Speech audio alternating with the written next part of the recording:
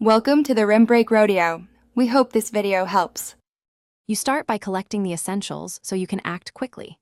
Check the VPN client version and your operating system build, because compatibility often causes failures. Once done, verify your account is active and that credentials and multi-factor tools work. An expired password or stuck token is an easy fix. Make sure to note exact error messages and whether only one device is affected. This information directs the next troubleshooting path and saves time. You now isolate the failure by testing the network path and configuration. Start with simple pings to the gateway, a public DNS like 8, and the VPN server. Loss of packets points to network issues. Then, temporarily disable software firewalls and antivirus and check router VPN pass-through. Security software often blocks tunnels.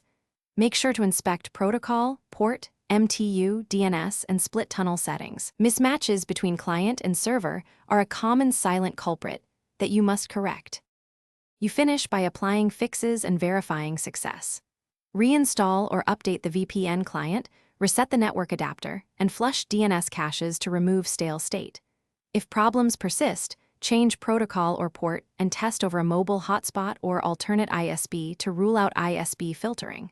Once connected, verify leak protection and DNS routing.